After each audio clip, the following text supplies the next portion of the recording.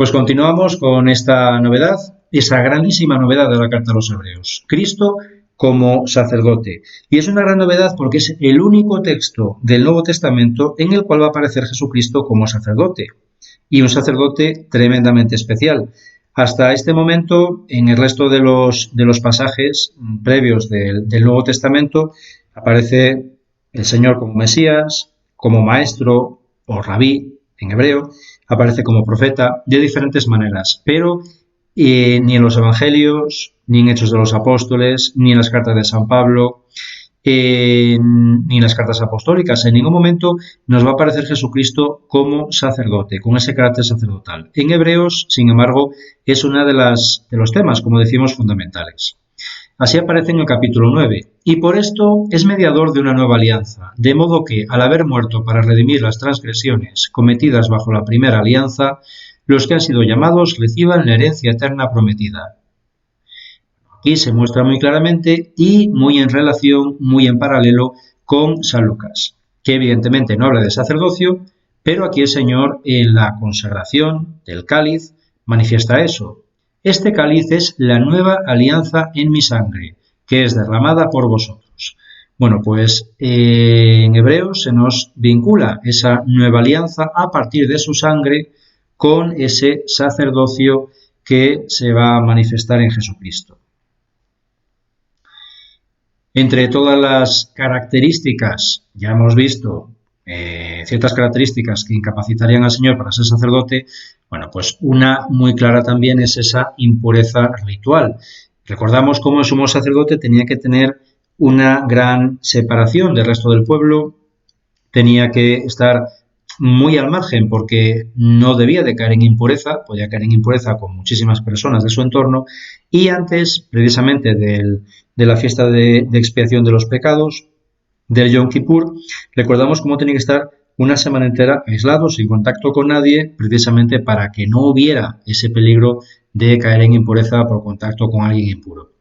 En contraste, el Señor lo que hace es justamente lo contrario. Él está continuamente tocando, entrando en contacto con pecadores, con enfermos, incluso con leprosos, como vemos en esta imagen de la derecha, con lo cual el Señor continuamente estaría, según el rito levítico, cayendo en impureza ritual continuamente. Recordamos el pasaje de la hemorroísa, cuando la hemorroísa le toca, bueno, infinidad de situaciones, cuando él toca también cadáveres en las resurrecciones, bueno, en todo momento el Señor estaría cayendo en impureza ritual. Es decir, hay un conflicto ahí tremendo entre esto que se manifestaba con la ley y que se manifestaba con el sacerdocio levítico y esto que se está manifestando con esta nueva ley, con esta nueva alianza a través del Señor. Esa superación absoluta de todas las características, de todo este carácter que podría tener ese sacerdocio anterior y muy concretamente ahora como vemos en relación a esa pureza.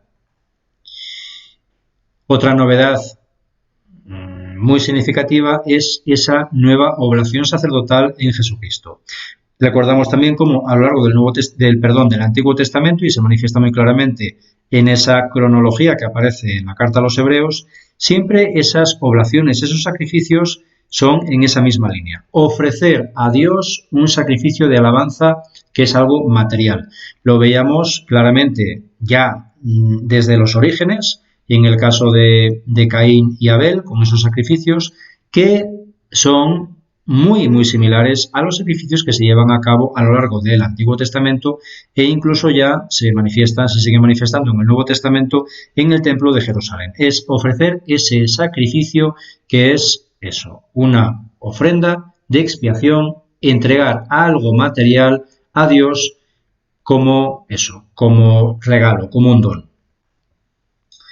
Sin embargo, en Hechos de los Apóstoles ya se muestra muy claramente esta ruptura que aparece a partir de la manifestación del Señor en relación a esos sacrificios. Así aparece en el capítulo 17 de Hechos. El Dios que hizo el mundo y todo lo que hay en él, que es Señor del cielo y de la tierra, no es servido por manos humanas como si necesitara de algo el que da a todos la vida, el aliento y todas las cosas. Es decir, no tiene sentido el que se dé o se manifieste todo el peso de ese sacrificio en esa entrega de algo que evidentemente ya es de Dios, porque todo es de Dios, absolutamente todo es de Dios. Y esto nos recuerda al Antiguo Testamento también. Ya en el Antiguo Testamento, en los profetas, aparece muy claramente esta manifestación del Señor, de que el sacrificio tiene que ser mucho más allá que esa ofrenda. El sacrificio, el valor del sacrificio no es la ofrenda en sí, sino lo que esa ofrenda purifica. ¿Qué deseo, qué intención hay puesta en esa ofrenda? De esa manera, en Oseas ya aparecía muy claramente. Porque quiero misericordia y no sacrificios, conocimiento de Dios más que holocaustos. En Ezequiel también aparece muy claramente, capítulo 36.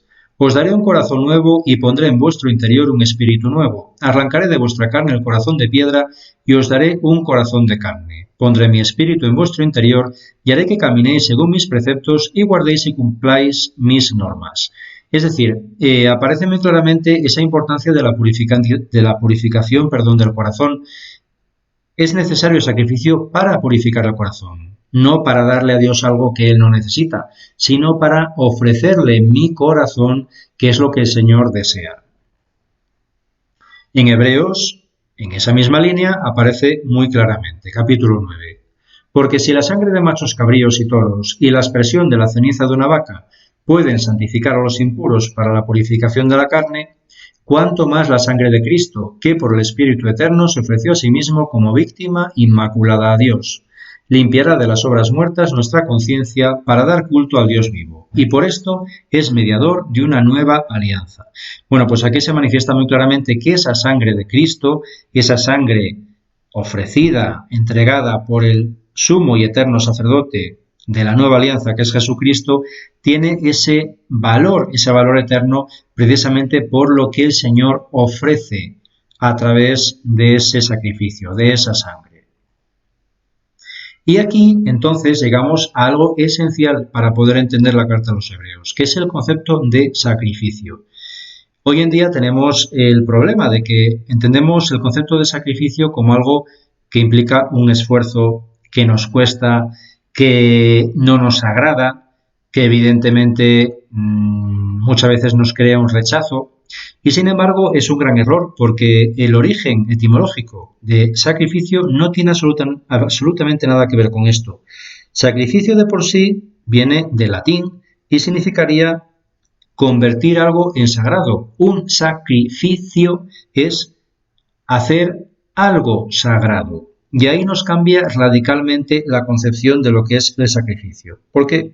Porque sacrificar en sí sería un acto tan sublime, porque es transformar algo en sagrado, que el hombre de por sí es incapaz de llevarlo a cabo. Yo no puedo llevar a cabo un sacrificio sin la gracia de Dios, porque si yo entiendo un sacrificio como algo que me cuesta, me implica un esfuerzo y me empeño en hacerlo, evidentemente lo puedo hacer. Pero si yo lo que interpreto, lo que entiendo es lo que debería de entender, que llevar a cabo un sacrificio es transformar algo en algo sagrado, evidentemente sin la gracia de Dios no lo puedo hacer. Puedo hacer el sacrificio humano, pero yo no puedo llevar a cabo ese sacrificio como transformación de algo en eso sagrado, en esa sacralidad. Y ahí es muy bonito porque vemos muy claramente y se entiende muy bien esos mensajes que manifestaba el Señor continuamente en relación a la misericordia, esa transformación del corazón a través de la acción, que era lo que aparecía claramente en los profetas, como decíamos en Oseas, en Ezequiel. Así, cuando el Señor manifiesta en el Evangelio de San Mateo capítulo 10, y cualquiera que dé de beber tan solo un vaso de agua fresca a uno de estos mis pequeños, por el hecho de ser discípulo, en verdad os digo que no quedará sin recompensa. Es bonito y tremendamente profundo por eso, porque ese sacrificio, aunque sea una cosa tan sencilla, tan elemental como dar un vaso de agua, eso se transforma en algo sagrado. Ese sacrificio, ese pequeño sacrificio que casi no implica, o no implica en el fondo ningún esfuerzo, en el fondo, si se hace por amor a Dios, se hace por entrega al Señor, se hace por caridad, se transforma en algo sagrado. Un vaso de agua, dar un vaso de agua se transforma en una acción sagrada. Y eso es increíble. Es lo que nos manifiesta esta carta a los Hebreos. Cuando el Señor entrega su vida al Padre, lo entrega absolutamente todo al Padre en la cruz, lo que Él hace es llevar a cabo ese extremo sacrificio de la manera más perfecta. Ahí evidentemente convierte su cuerpo, su ser, su cuerpo físico, lo que hasta ese momento pues era igual a nosotros, que era Dios, pero también era hombre, bueno, pues transforma esa humanidad en algo absolutamente sagrado, sacraliza a través de su divinidad esa humanidad que él tenía. Y eso es algo que es lo que se manifiesta en la carta a los Hebreos de una manera tan patente y es lo que manifiesta ese sumo y eterno sacerdocio de Jesucristo, cómo se lleva a cabo esa sacralidad tan espectacular en ese momento. Bueno, pues esto que vemos y podemos entender muy claramente en Jesucristo, el Señor nos manifiesta que en nosotros también tiene que llevarse a cabo. Nosotros todos tenemos carácter sacerdotal, no somos todos sacerdotes instituidos sacramentalmente, pero sí todos tenemos en cierta medida un carácter sacerdotal y ese carácter sacerdotal que tenemos todos se refiere concretamente a esto, a que podemos transformar cualquier sacrificio en algo sagrado. Podemos transformar, tenemos esa capacidad por la gracia de Dios de llevar a cabo cualquier acción, transformarla en algo sagrado con lo que decíamos, con la gracia de Dios. Y eso es algo impresionante que nos manifiesta el Señor a través de esta carta a los Hebreos. Ese carácter sacerdotal que en Jesucristo se lleva a la máxima potencia, evidentemente porque era hombre y era Dios. Y de esa manera, a partir de ese momento, ya queda relegado ese sacerdocio levítico, que era temporal simplemente hasta que llegara esta nueva alianza,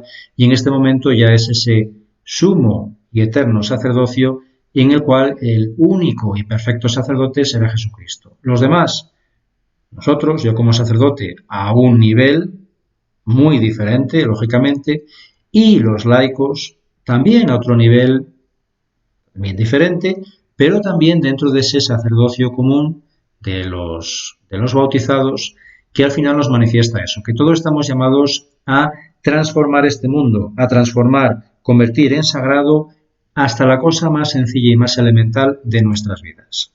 Bueno, pues terminamos ya esta presentación con este versículo del capítulo 4, donde se nos manifiesta la importancia de eso, de recurrir a la gracia de Dios para poder llevar a cabo esta transformación de toda nuestra existencia, todas nuestras realidades en algo sagrado a través de nosotros y por la gracia de Dios. Así que acerquémonos confiadamente al trono de la gracia para recibir misericordia y hallar la gracia que nos ayude en el momento que más la necesitemos. Pues hasta aquí llega esta presentación de la carta a los Hebreos. Espero que os haya ayudado para entrar un poquito más en este texto. Evidentemente se podrían hablar multitud de cuestiones, se podría estar horas y horas hablando de esta carta por esa profundidad que tiene. Yo me he centrado en los aspectos que me parecían a mí más interesantes, más relevantes o que me han tocado más profundamente y espero que dentro de eso, bueno, pues estos comentarios, estas reflexiones os ayuden también a vosotros a entrar más en profundidad y luego a partir de ahí, evidentemente, es la palabra de Dios que a cada uno nos manifiesta lo que Él cree más conveniente para cada uno de nosotros.